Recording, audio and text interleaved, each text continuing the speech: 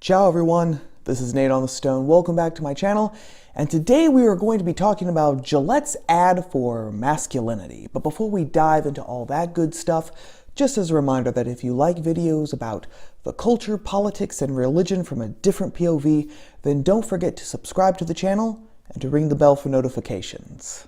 I probably don't have to tell you, gang, about Gillette's masculinity ad. The internet and social media have been blowing up about it ever since it was released last week. But just as a quick recap, the ad, which you can watch in full by clicking the link down in the description, like you haven't already seen it multiple times, portrays men and masculinity as inherently bad things, as bullies and oppressors of women, and that this masculine nature, with all the inherent evils that go with it, having been excused for centuries and centuries with the mantra, boys will be boys. First and foremost, right off the bat, I have to say this just to get this off of my own chest, but did anyone else get the feeling that this ad was just a wee bit inconsistent? I mean, the ad tells us that masculinity and men and boys are bullies and predators. Yeah, sure. But then it gives examples of good masculinity. So a dad telling his daughter that she's strong, or a couple of guys coming to the defense of a girl who is getting hit on by another guy. Is this an example of the patriarchy raising its ugly head? I mean, I thought that postmodern feminists had told us that women don't need men to tell them that they're strong. Women don't need men to come to the defense of a woman because men and women are completely equal. Did I miss something? Is this a new evolution in the feminist masculine ideology in the relationship of the sexes? I'm genuinely curious and confused, gang. So please let me know your thoughts about that down in the comment section below. Some people have tried to defend the ad. Robbie Sove over at Reason Magazine wrote a piece where he said that the ad was basically just telling men to man up and be men. Don't be jerks, don't be bullies. And if that was what the ad was saying, then I'd have no problem with it. Hell, I'd probably be praising it to the skies and citing it as an example of what we need more of in the culture. The real problem, though, is not what the ad says. It's what the ad implies, the foundation that it takes as its starting point, the idea that men and masculinity are naturally bad, that they're naturally bullies and oppressors. And this is where Gillette made its biggest mistake. It conflated corrupted masculinity with actual real masculinity. Now, before we go on, you might be thinking, whoa, full stop, back up. What is this corrupted masculinity that you're talking about? Well, this idea actually comes from St. Augustine of Hippo, the 5th century theologian and philosopher, who said that there are no bad things, only bad wills. And that's a very fancy philosophical way of saying something that's actually pretty simple. Things as they are, so a chair, a sofa, a glass, a man, a woman, in their original or natural state, are good. It's only when they become corrupted or perverted that they become bad. Tell you what, let me actually show you what I mean by this. This is a cup, obviously, and it's a good cup. You can see that there are no holes here on the bottom, no cracks or anything along the side. So when I use it like a cup is supposed to be used and get something to drink, it actually holds the water.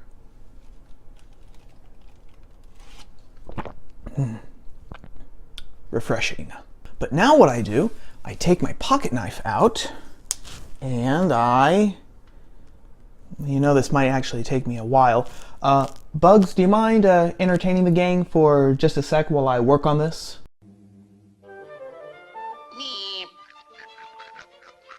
What's up, Doc?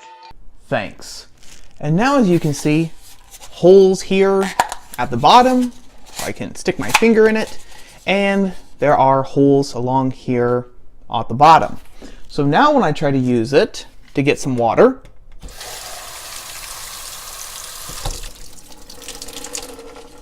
It can't hold the water anymore. It's a bad cup now. It's become corrupted.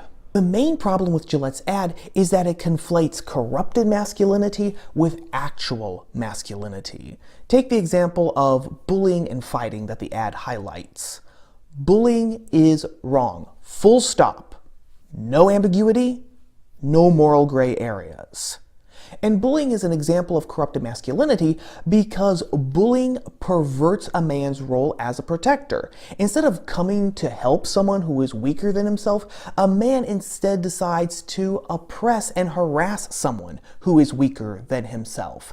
And this is why, just as a little side note, why I personally believe that there is a special place in hell for men who abuse children and who torture animals. But fighting? Just as a general principle? No.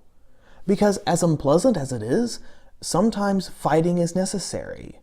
To help someone who is weaker than yourself, to fight for your country, to fight for an idea that you believe in. Heck, sometimes you have to fight just to stand up for yourself. Men are supposed to fight for those things. That's why, as a general rule, men are physically stronger than women. And to all the social justice warriors whom I have just offended with that remark, I apologize in advance. This brings us to something else in Augustine's philosophy. He says that the more good something is, the more harm it can do when it's corrupted. Think of Superman. Superman is the big blue Boy Scout. He's basically the 20th century incarnation of goodness. And all the powers that he has, he uses to accomplish a heck of a lot of good in the world. Easy, miss. I've got you. You've got me! Who's got you?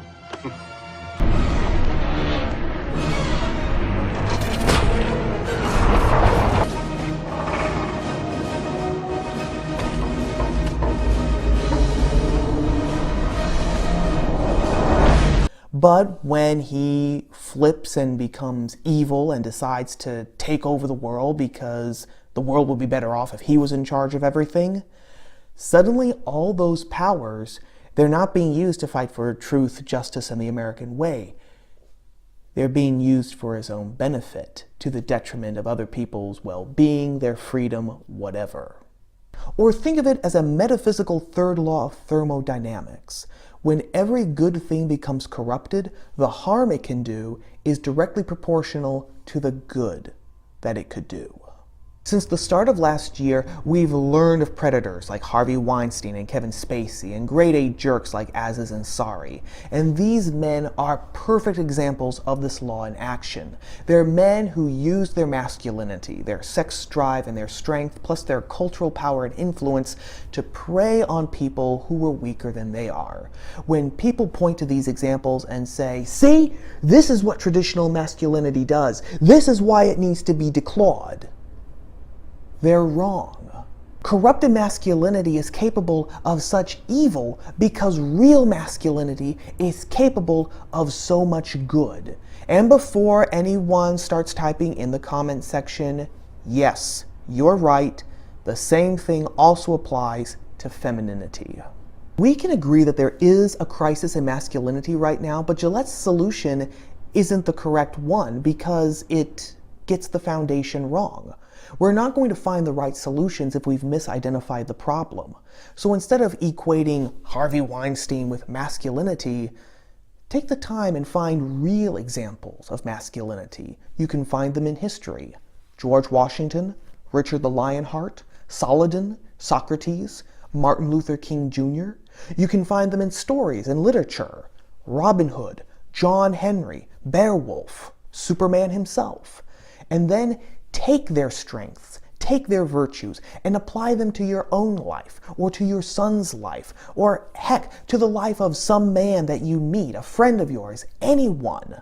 It may not be glamorous, it may not promise the quick solution like a piece of legislation, but it's really the only long-term solution that we have. Because this crisis of masculinity isn't going to be able to be fixed from the outside. It's going to be fixed from the inside. But what say you? Is there a difference between real and corrupted masculinity, or is masculinity inherently dangerous and needs to be tamed? As always, let me know your thoughts down in the comments section below. Well, that about wraps it up for this time, gang. As always, if you liked the video, whether you agree with me or not, then don't forget to hit the like button. It honestly helps me, gang. Really and truly it does.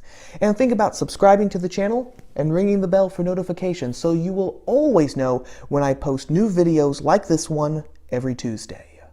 Thank you as always for watching, and I will see you all again here next week on Top of the Stone. Ciao.